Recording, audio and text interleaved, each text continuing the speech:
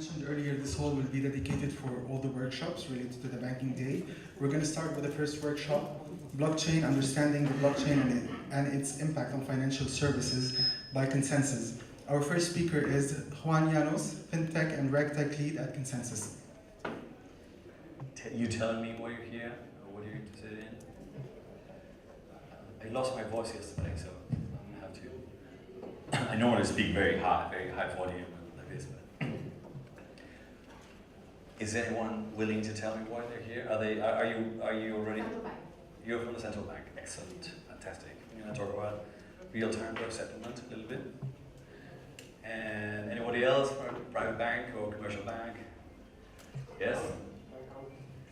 All right, bank coding. Retail.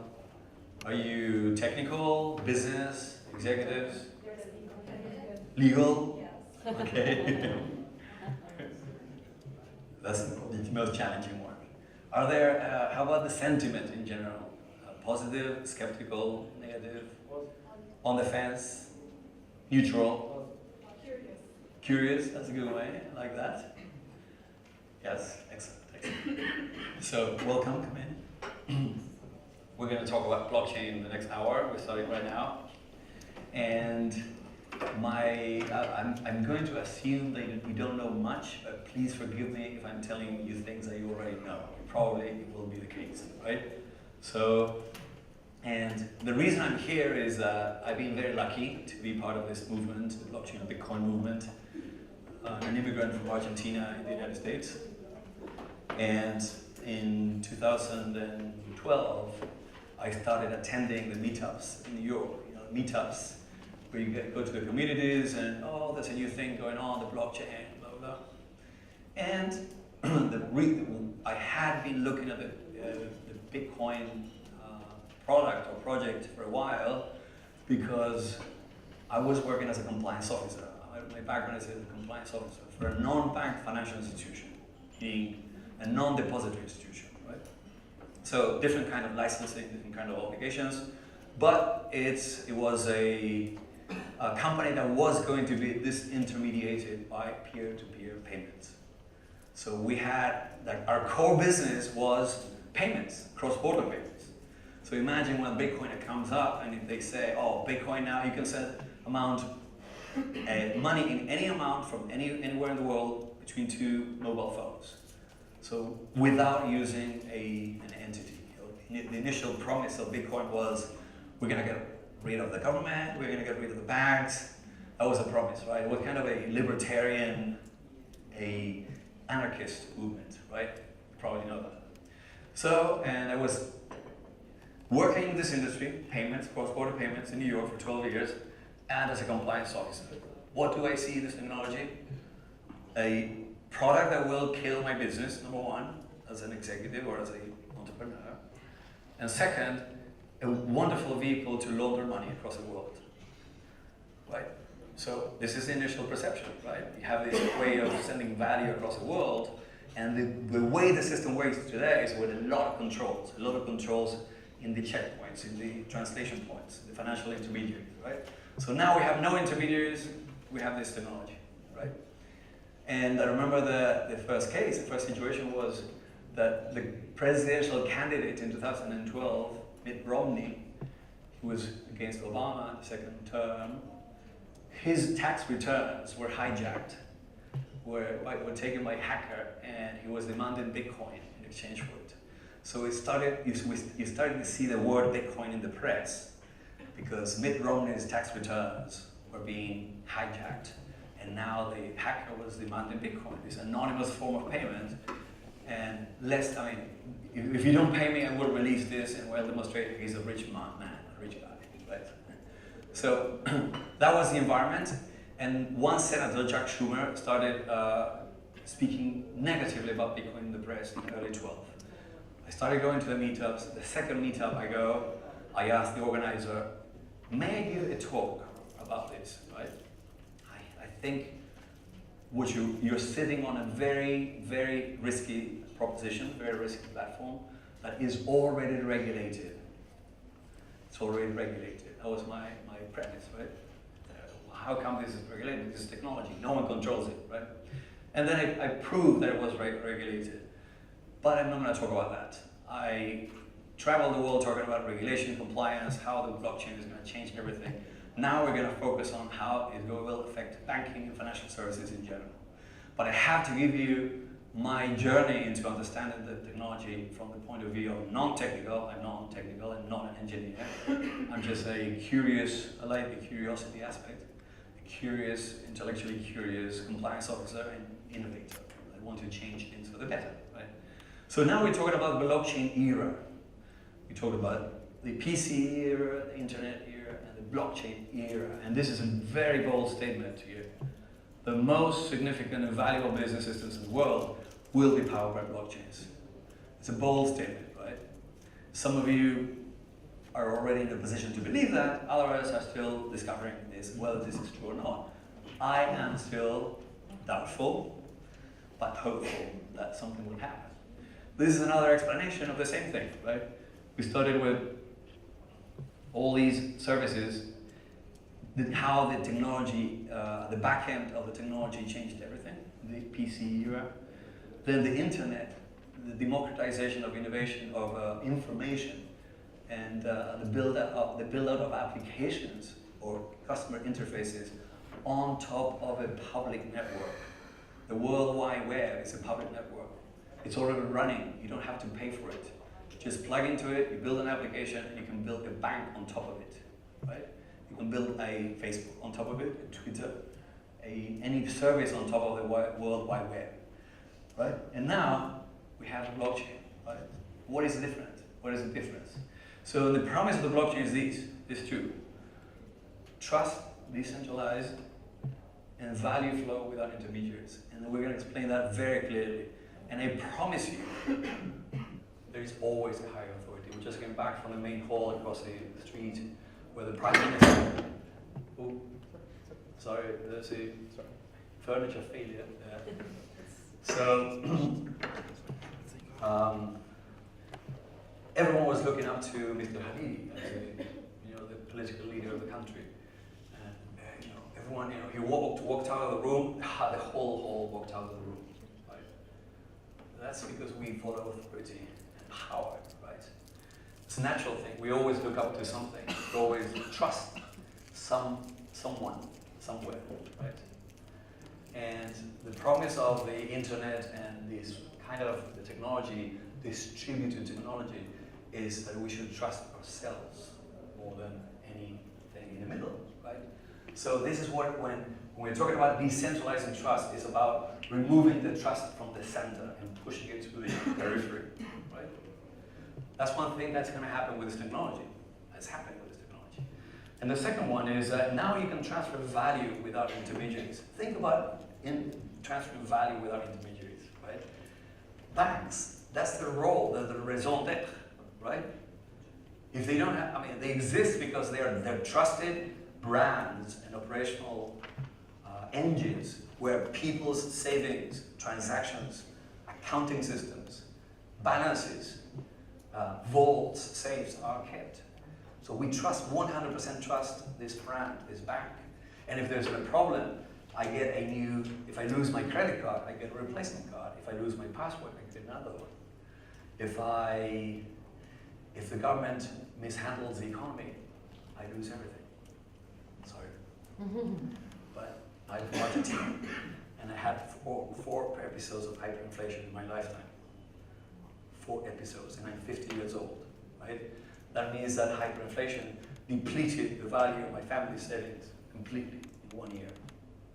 So you save all your life because there's hyperinflation, currency debasement, manipulation, printing money too much, and using it for bad purposes. And this is what happens in the economy. So the end consumer is hurt when there is mismanagement of centralized points of control. Sometimes. In the United States, this hasn't happened in 70 years. Because the inflation is very stable, 2% annually. So that's a stable economy. But in other countries, it's like this. Very volatile, right? Anyway, point is, these are the two concepts. If you understand those two things, the decentralization of trust, removing the intermediary from the middle, and then value transfer without intermediaries, you're going to get the point of this, right? So this is a timeline, and we were going to take off the lights because it's too bright, so you can see the background, but people need to take pictures apparently. No? All right. So if we can turn off the lights, we're going to be able to see that better for the benefit of the audience. So this is a timeline of things, attempts at creating money on the internet. Attempts at creating money on the internet. So the moment the internet came out and you were able to send email from point A to point B, but just having this unique address, which is the internet, the email address, that was revolutionary in the 90s. We don't think about that, but it was revolutionary. You can send email to any part of the world without asking for permission, right? All the recipient needed to have is just an email application, the front end, and you would have to have the same, and then you could transfer the information locally for free, also on free infrastructure, right? So some people started thinking about moving money on the internet, right, from the 90s. But look at all these attempts, all failed attempts. But then we have this bolt in 2008-9, which is the emergence of Bitcoin. And that changed history. The first time in human history, this is how important this is. The first time in human history that value can be transferred globally without duplication for free. Without duplication of digital value. The first time you can transfer value, digital asset, globally without any central control. So the double spend problem is what really is the innovation here. Solving the double spend problem. Who did this? No one knows. It's an anonymous person or entity, Satoshi Nakamoto. It's actually a very Japanese name. Apparently a pseudonym for someone or a group of people. Some of us believe that we know him, them. So I work with them, some of them in Silicon Valley, but we don't know. We don't know who it is. So these are the first definitions when they came out in 13. This is, remember, I'm telling you my journey in understanding this, right? I had not known this. So a peer-to-peer electronic cash system.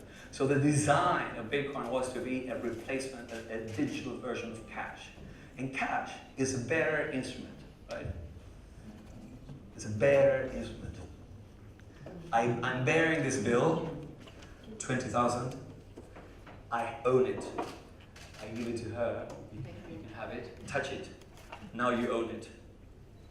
Possession equals ownership. That's what a bearer instrument is, right? Possession is ownership. So now, how can you accomplish that digitally? You can keep it. So, how do you accomplish that digitally? You give someone digitally, and now you don't own it, and that person does own it. The recipient owns it. Very hard to accomplish digitally. So, but it was the first definition, the attempt to create the system. The second one is a network. Goldman Sachs, obviously the smartest guys in the room, they started saying, okay, this is a network for peer-to-peer. Network. This is a word you're going to hear a lot in the blockchain space. Network. We're not talking about entities or individual or groups, but we're talking about networks, global networks. And then an open platform for value exchange, another definition. Basically, the Bitcoin and the blockchain are an accounting system. That's what it is. A record-keeping system. If you have to explain it in terms to your sons, brothers, younger brothers, well, people need to understand it's an accounting system. That's all it is, right? So now let's talk about why it was so revolutionary. I'm trying to explain this in the clearest possible terms. How I absorbed this technology, how I learned. And you started talking about distributed consensus and no central authority. And what does that mean, right? So here, this is something you may have seen already, which is a description of the types of networks. Again, network, a key word you're going to hear everywhere, right? So you have a centralized network. This is the history of humanity. Emperor, subjects. kings, subjects, prime minister, citizens, president, father, family, any relationship of authority. The center makes all decisions. That's humanity, it's human systems, it's technology, it's how systems work. But now, with technology, with the internet, we started seeing that these things were possible. Now we're taking the control to the edges, just different parts off, away from the center. Right? So this is distributed technology. And the ultimate, more democratic way of doing this is completely decentralized systems, where every participant is equal, is the same. It's like communism, digital communism. This is one way to understand the blockchain, is digital communism. So how do you build a business on a network that is not controlled by anyone? How do you make money? Companies make money because they have a monopoly on something. They have an unfair advantage on something. How? This is a question I've been asking everywhere in the industry. And I've even asked it as that in places where people are fanatical about decentralization, like my company. And people still are not able to answer that. Say, we'll figure it out. New businesses will be created. So the power of brands, the power of central authorities, the aspiration of this technology is going to go away at some point, right? So you will not be able to have a copy of the presentation because there's a lot of confidential information coming up, but this first part I can give it to you afterwards if you want. The second part contains names of clients and people that we're not supposed to disclose. But I will show it away because otherwise you don't understand it. So, anyway. So what does it mean to have a distributed consensus protocol? This is kind of the big words you have to learn now. And people go to conferences, they mention distributed consensus protocol. Oh, fantastic. People clap and congratulate them. No one gives it down, and no one understands what it means. I'm going to explain to you what this means. Distributed, we saw the distributed network, right? Distributed is the center is not the control point, right? So what this means is one trusted computer is made up of many untrusted computers. One trusted network is made from many untrusted. Each of the components, each of the points in the network is untrusted. I don't know who they are. I don't know where they are. They're just running a program, computation, computing numbers, executing, confirming transactions. I don't know who they are. I don't know where they are. They may be located in a prohibited jurisdiction, like in North Korea for the United States, or Cuba, or Venezuela, or Iran. All those things that are controversial politically, but they're still functioning. They're confirming the network. But the point is that it's a global computer. The result is to have a global distributed computer that is resilient. It resists attacks. If you break one node, it continues working. If you break or kill 30% of it, it will continue working, right? So that is what distributed means. Consensus. Consensus is, think about consensus. Consensus is agreement, right? Just agreeing on something. Agreeing that, how do you agree in a global distributed consensus made up of untrusted people anywhere in the world that this transaction happened at this point in time and it's an accurate transaction? How do you agree that? It's very hard to agree in a couple, right? Two people. Where do we go to dinner tonight? Oh, I like to have, Lebanese. Mixed grill and hummus. My favorite. No, I want Italian. No. We had Italian this week. No. So agreeing, consensus with two people is already hard. Right? Especially when emotion gets in the way. Right? I have to win over you. Right? I'm describing human nature, right? So, and then comes families, groups of friends, companies, institutions. Power gets in the way, control gets in the way, ambition gets in the way. How do you agree on something electronically, globally, when people don't know one another? What if someone is trying to screw me? What if someone is trying to take advantage of me? What if it's my enemy running a node? How do I protect against an attack?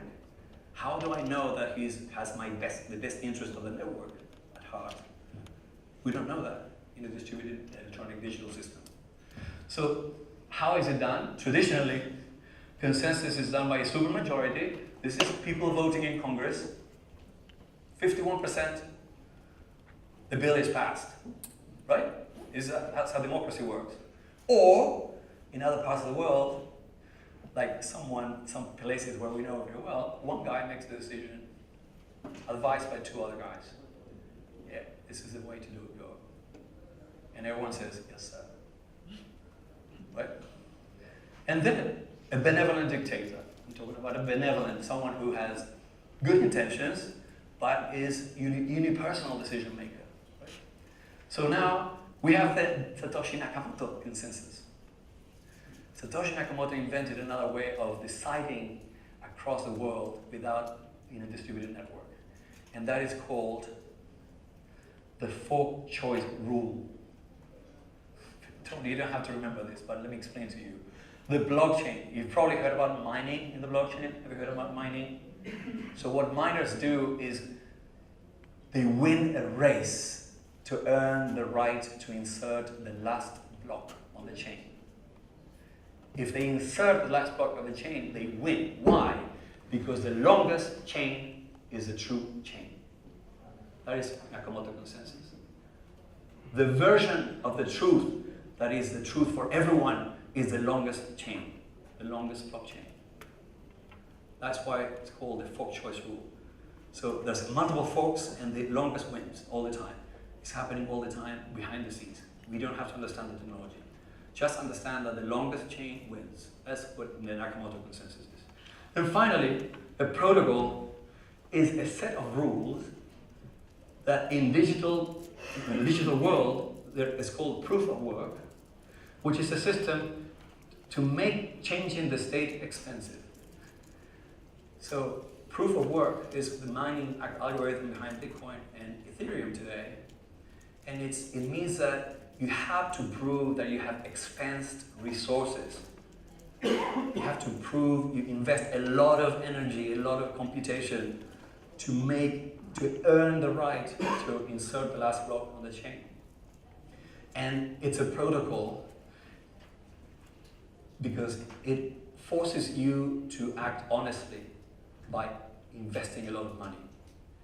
If it were very easy to win the race, people would be malicious about it. You could insert you can win the race easily. So winning the race has to be very difficult. How difficult it is? You have to invest hundreds of millions of dollars in equipment to mine today. You have to have mining rigs. You have to pay for electricity. It has to be very expensive to act honestly, to act dishonestly. That is the reason why it's proof of work, and it's an incentive to act honestly in a distributed mechanism. So this is what distributed consensus protocol means, right? I know I'm taking a long time, but I just wanted to get these concepts. I'm going to rush through it. Another thing that makes this revolutionary is a double spend. We talked about double spend, remember? And if you fall asleep, let me know. I'm going to be seeing your eyelids falling, but I'm going to raise my voice so you wake up, right? So now double spend means that now whatever is recorded on the blockchain, there's one of it, one transaction. There's no double transaction. You cannot spend the same transaction, the same Bitcoin, the same file twice. You cannot use it twice. If I send you an email right now from here, it's on my mobile. It will be in my email server. I send it over the internet. You receive it on your mobile, and then you put it on your Outlook or your app. So there's copies in your email server, in your local drive, and your local drive in both machines. So there's 5 copies of emails every time we send emails. We don't know that. That means, why is that? Because copying a digital asset is free. It's free. It's just numbers. And they travel for free on the same network, right? It's I's and O's. Ones and zeros, actually. Right? That's how the digital world, you cannot. I mean, it's easy to have one of this glass. It's unique, right? It's physical. But But how can you have one with digital assets? Well, the blockchain solves that problem. We're going to see how. So there's no double spend. Another very controversial thing about this blockchain is that you can transfer value without identity. First time in history. Financial services today. How do you transfer value from Beirut to Paris?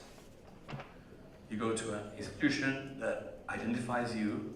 So identity first on the send side, and the recipient identity first on the receive side.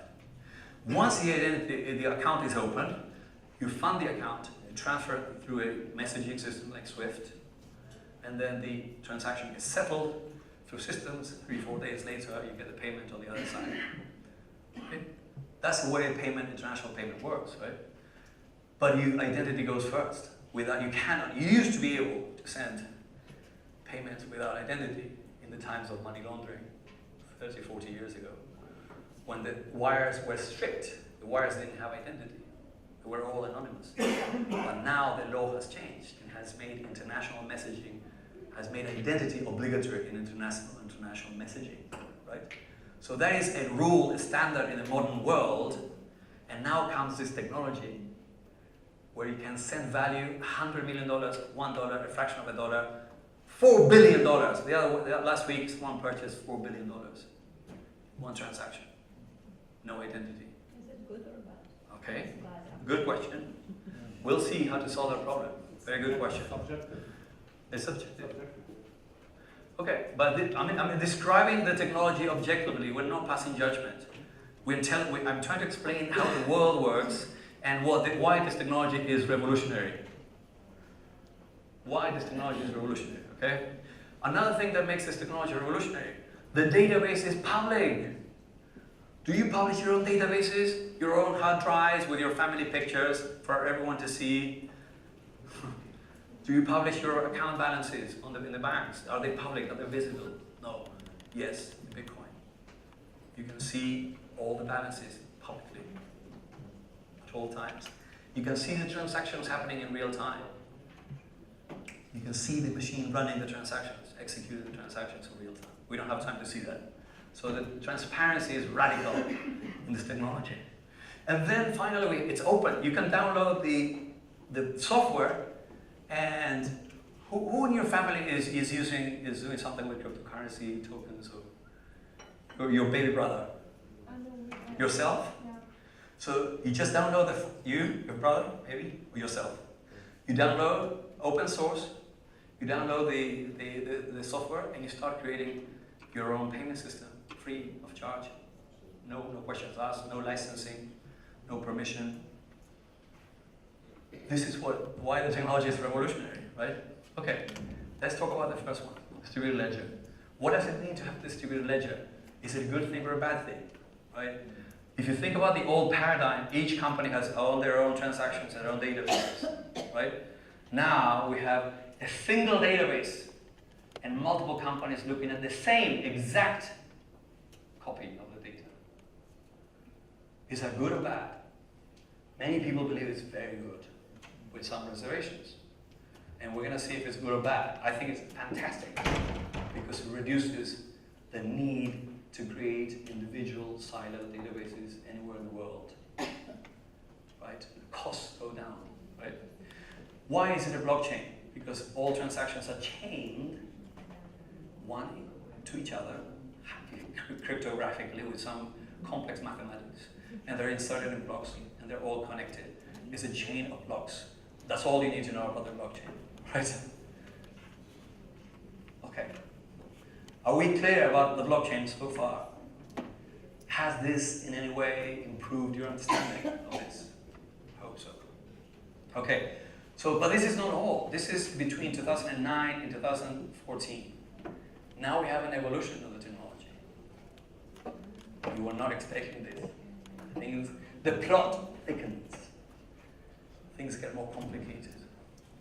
So now, in 2013, this 19-year-old Russian-Canadian guy, our friend Vitaly Buterin, you may have seen in the press, 19 years old, he releases a description. I'm going to create a blockchain that not only records transactions, It does any potential, any computation, any function, any mathematical function, anything that can be programmed can also be programmed on this network, and it will be distributed.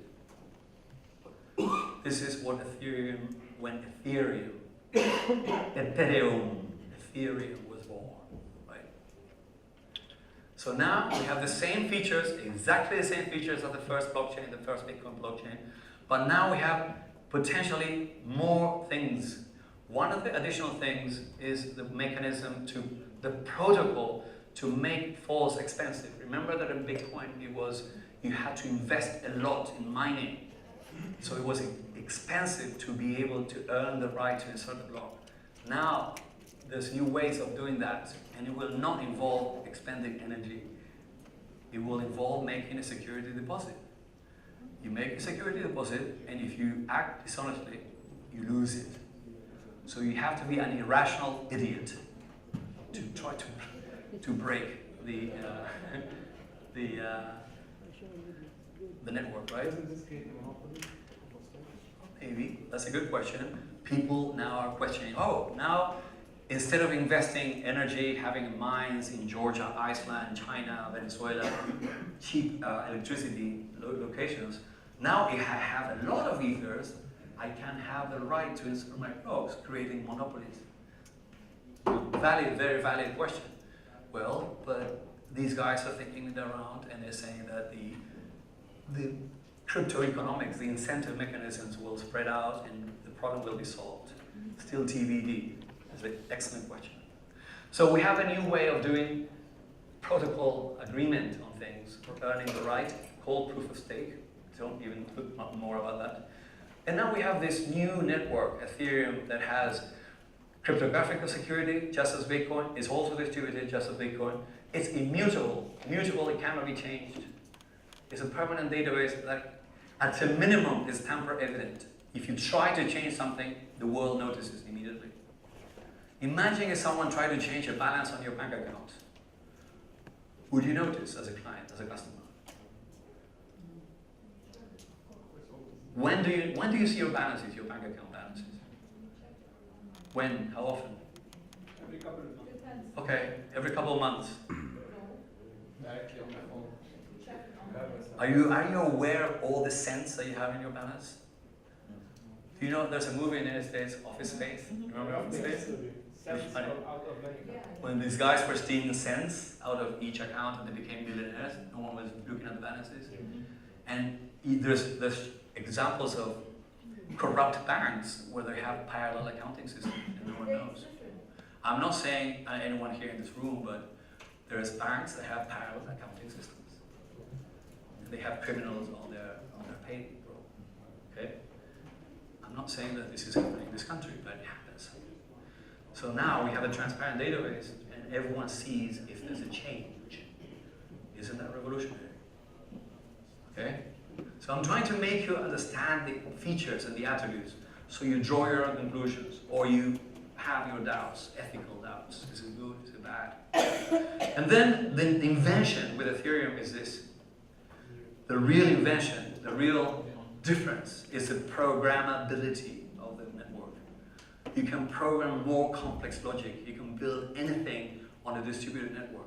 Bitcoin had a limitation. You can only program money, value, digital financial assets. That's all you could do, and very limited. Now you can program anything. You can build anything in a distributed way, right? Smart contracts is innovation. So if your bosses ask you tomorrow, what's the difference between Bitcoin and Ethereum? What are you going to say? Smart contracts. You're promoted. Another $1 million a year. Okay. Right. I have my down payment. Okay. All right. So this is the Ethereum revolution now. Talking about the blockchain, the Bitcoin or blockchain revolution. Now we're talking about the Ethereum revolution. It's a different thing. We have a distributed ledger with its native token. So you probably heard about Bitcoin and Ether, right? And you probably like trading, right? Or some of your family members and friends, not you, probably trade a lot to buy and sell tokens, right? So those things, not you, right? Because, yeah, right. So, but these native tokens, they reside, they float around the network for a reason. They're incentive mechanisms. They're assets to incentivize honest behavior and to attract participants. It's a bootstrapping mechanism. If there were no incentives, no human in the right mind would get involved. Whoever designed these systems understands human nature better than anyone. Understands good and evil. So why do we do things? Because we have an incentive. We're going to make something out of it. We're going to earn something. We're going to get something positive for us. Whether it's material or intangible, we're going to get something about it, right? From it. So there's native tokens. In Bitcoin, it's called Bitcoin with a lower b. Bitcoin with a large B, capital B, is a network, the blockchain. The Bitcoin with a low b is a crypto asset that gets traded in the marketplace, that gets priced and traded. Ethereum has a clearer picture because Ethereum is a blockchain and only Ether is a token, right? And then we have the fantastic invention of smart contracts. What is a smart contract? If you want to understand smart contracts, read Nick Szabo to begin with. And here's the basic idea. A smart contract is, first of all, I had a very heated discussion with lawyers, obviously. Always challenging everything. Oh, sorry, it's you. So lawyers are always, questioning everything, right? So this person say, oh, that's a bad definition. He's an idiot. So immediately, an attack.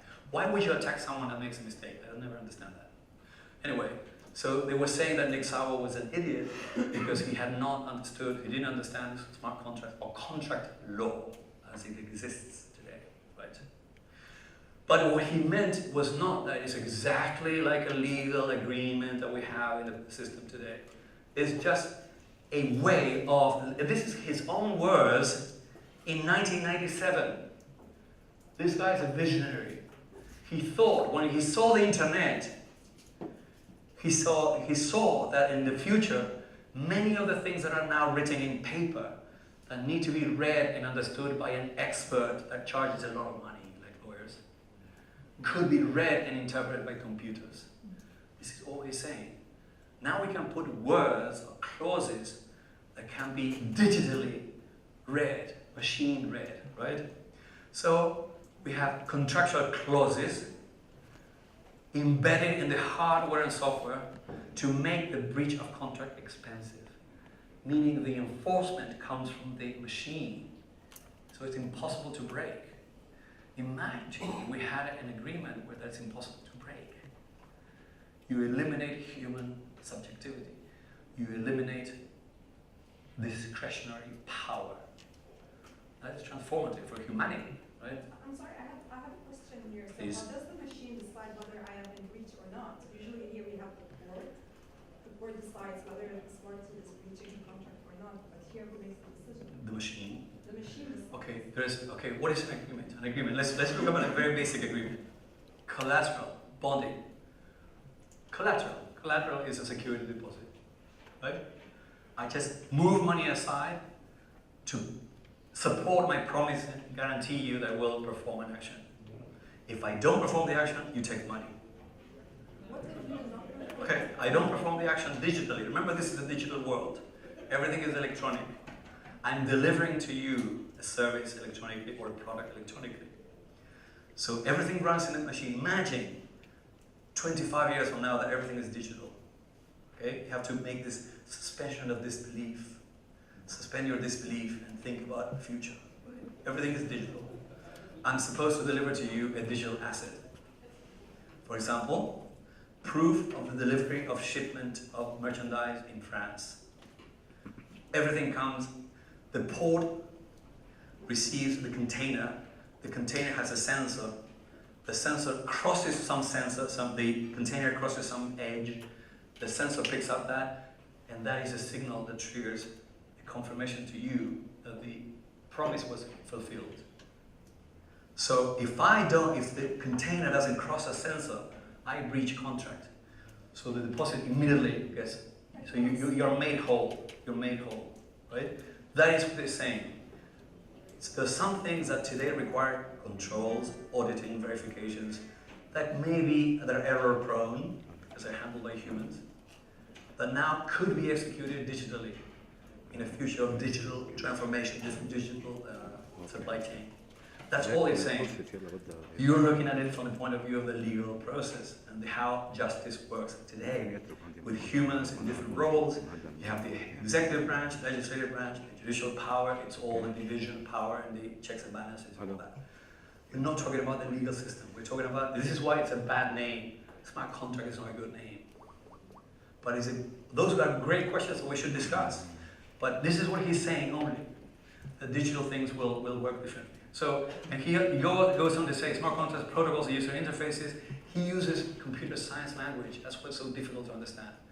I know Nick Sawa, I worked with him. Every paragraph that he writes, sends in an email, you have to spend 20 minutes reading it. He's completely in a different world, in my opinion. You have to understand it. Think about every phrase, every comma, every preposition, every clause, because he's so content laden. So it's very hard to understand a computer scientist in general. So, but think about this. Let's translate this. Protocol user interfaces to facilitate all steps of the contracting process, new ways to formalize and secure digital relationships, more functional. They're more functional. What does it mean? That's easier for them to function because they're digital. They don't require an authority. They don't require a checkpoint. They don't require any frisking or any verification to establish trust because it's all digital.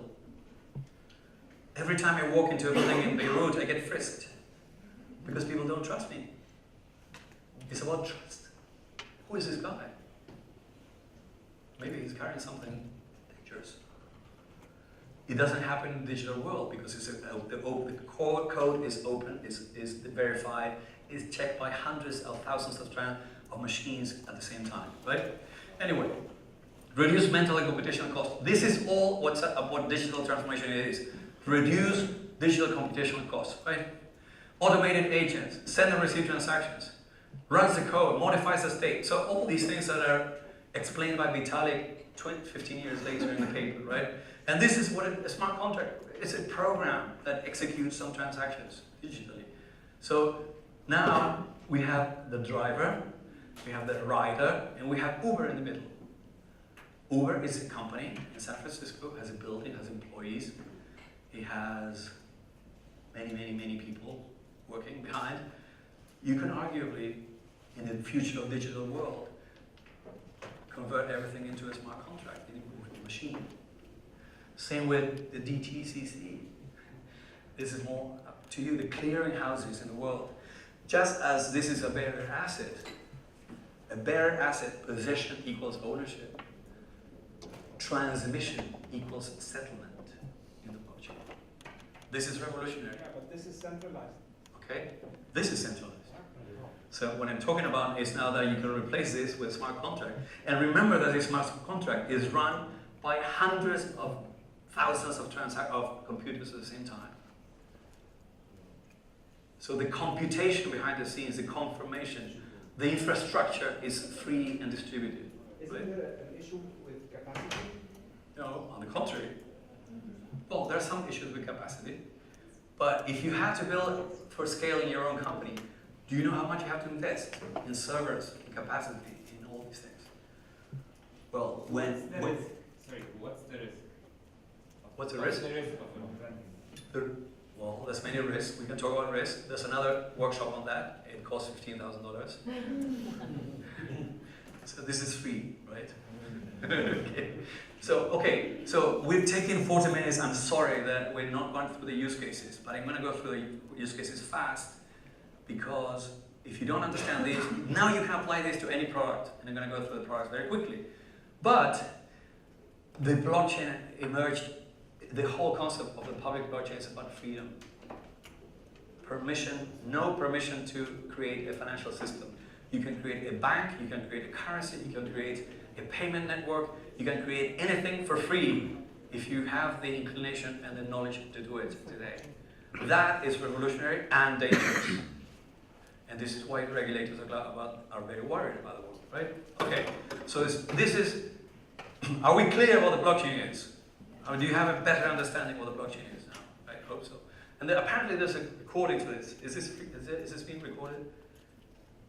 Est-ce que vous êtes en train d'enregistrer? It is okay. All right. So maybe you can review it. I hopefully help someone. So anyway, so paradigm is being challenged. Everything that we know is being challenged because this is regulation today. It's about jurisdiction. It's about activity. It's all segmented by industry. You have insurance regulation. You have monetary policy regulation. You have aviation regulation. You have health and nutrition and food regulation. Everything is by industry. You have the regulation of Lebanon, regulation of Egypt, regulation of Greece, regulation of Europe as a federation. You have the regulation of your town. Everything is constrained by artificial discretionary limits, not with the blockchain. It's global. It's a huge problem. The blockchain is completely limitless. It has all these characteristics. Enormous amount of risks. It's fundamentally incompatible. The blockchain is incompatible with the world as we know it. That's the challenge. So, and now you may have heard about private blockchains. So far, these 40 minutes, we talk about public blockchains, open source systems. And then you don't take a clearance. What do you mean? There's no permission. The permission is the identification. Yes, permission is the identification. And then, of course, depending on the complexity of the network, you may have the right to do something that others don't. You may have the right to write on the blockchain, or others may have the right to read on the blockchain. Others may have the right to insert material or data, and others to extract data. The rights are managed like a digital rights management, any content, any digital identity management system. Anyway, so the point is, the validators are known now, right? The rules are agreed by a different consensus mechanism. You don't need to create this Nakamoto, this proof of work. No, you just use a different consensus mechanism. It can be digital or it can be human, but there is a different one. And then you have hybrid combinations of public and private networks. This is happening today. You probably hear there's hundreds, if not thousands of blockchains today being developed. One of them is Quorum. You may have heard of Quorum. Quorum, it was developed, it was a fork, a copy of Ethereum that was made private by JP Chase. And is one of the most successful private blockchains in the world today, used by the JP Bank, right? So it's an enterprise version of Ethereum. So what does it have that the Ethereum didn't have? And this is to answer your question about identity. It has permissioning, right?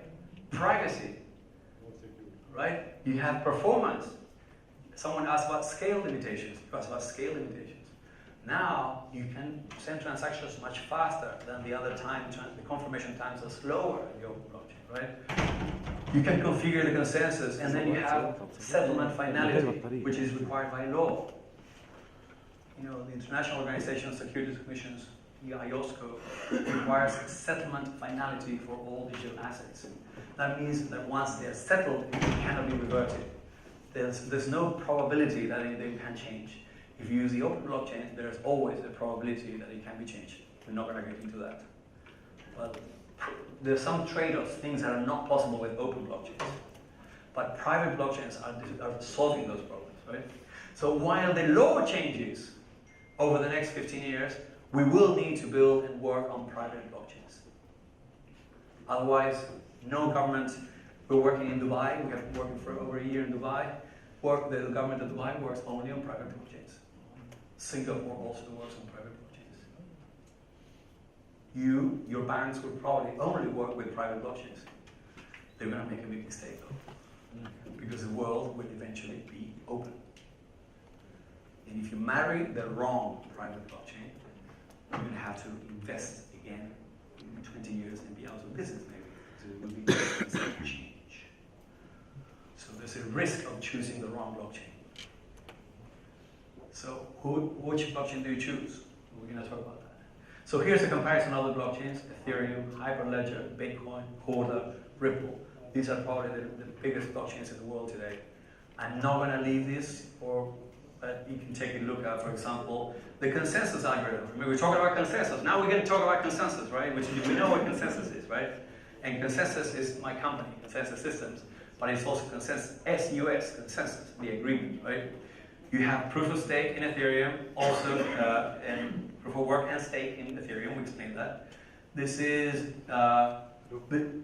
Byzantine fault tolerance, Hyperledger, the BFT, Raft, the Ripple. Every company, they have different technology, right? Take a picture of that quickly. I'm not going to be.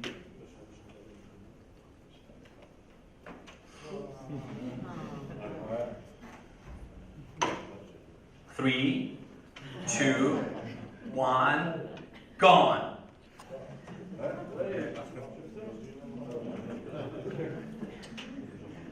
So a new invention, something that happened with Ethereum is my fee is only $5,000 for 5 minutes. we can talk about this later. But just kidding, obviously. So crypto tokens, this is something that didn't exist before also. It's only possible today on the Ethereum blockchain. Some people are building it for other blockchains. And there's dozens of blockchains being created today. It's a problem now to decide which blockchain is the most appealing, right? So part of the Ethereum revolution is this. We had distributed ledger, token, smart contracts, and now in 2017, what happened last year? Did you watch the news? Okay, by the way, let's get that out of the way. Hacking. When someone hacks the blockchain, they steal your private key. They don't break the blockchain. The blockchain is unbreakable. The database never changes. It's immutable. But remember that possession equals ownership. So you need to own your key to access your assets in the blockchain. You as an individual or a bank as an institution, they need to be very good at protecting the keys to access it. Because possession of the key is ownership. And this is what hackers steal. The digital version of the key. They steal that and they reuse it. But the idiots don't know that they're being tracked. Because everything stays on the blockchain. So law enforcement is always going to catch them. So if you're a criminal in the blockchain, you're an idiot. And I'm telling you, criminals. Because everything will be recorded forever on the blockchain. So you will always be tracked down by Interpol and all the agencies that are looking at the blockchain in real time now. Yeah, but the harm is done. Okay, the harm was done. And users. The harm is being done today with cash. No one knows anything. Or with systems that are very corrupt. Okay? How is this linked to the identity of the original owner? How is the The key? key linked to the identity of the original owner? It's not. Excellent question. So how do you get back? That is an excellent question. If you're hacked, how do you get back your money? The key is never linked to an identity, yet. Yet, but there are systems being created to link your identity to your key to prove ownership and be able to recover ownership of the key. Today, it's very hard to recover the key. If they stole it and they use it, they own it. Like, what's your name? Sorry. If Lima now has the coffee shop in the corner, doesn't know that this belongs to me. It belongs to Lima now. She goes and pays. Same happens with the blockchain.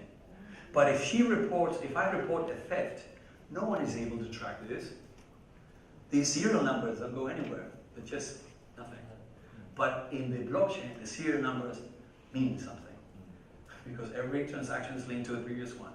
Understand? We have 5 minutes. We can stay for 5 hours more. I'll be here all day. So let's talk about use cases. We have these companies using the blockchain today for that. Provenance, to determine the provenance of something. Oil trading, remittances, payments, and privacy. Okay, these are the 3 things that banks should pay attention to, in my opinion. The first opportunities for the banks. Payments. Payments. How do payments work today? We don't have time to talk about real-time gross settlement, which is the relationship between the central bank and commercial banks. That is one form of payments. When money goes back and forth or from the central bank to the commercial banks, right? And there's a relationship. I recommend you look at Project UBIN, U-B-I-N in Singapore. Project UBIN, U-B-I-N Singapore, to understand payments at the central bank level. And I also recommend that you look at the digitization of government fiat currency. There's a lot of talk about that. The Swedish RegTech, Central Bank of Sweden, excellent paper on how to digitize fiat currency. A lot of it in the world that takes another week of analysis, right, or months. So look at this. This is commercial payments today. Payments basically are analog. They're not fully digital. Each company has their own messaging system, and they use the Swiss, some protocol to confirm, to transmit the messaging. Always a protocol and always an intermediary. SWIFT is an intermediary global, one of the largest networks for messaging, interbank messaging, right? So now imagine that you have this shared ledger across all participants, right? Again, the concept is the same database for all participants. So now, why does Bank A need to record a debit here and a credit here, and the regulator has to see that this is a credit and this is the debit, and that they are settled, that they're 0 here and 1 here now.